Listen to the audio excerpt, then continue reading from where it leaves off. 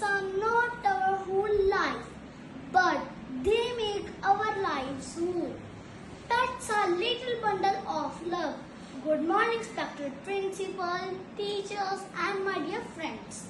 My name is Saira. Today I am going to speak about my pet animal. My pet is a dog.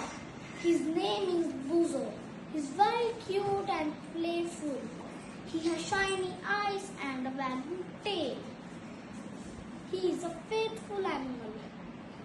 He loves to eat biscuits and drink milk. He has soft fur.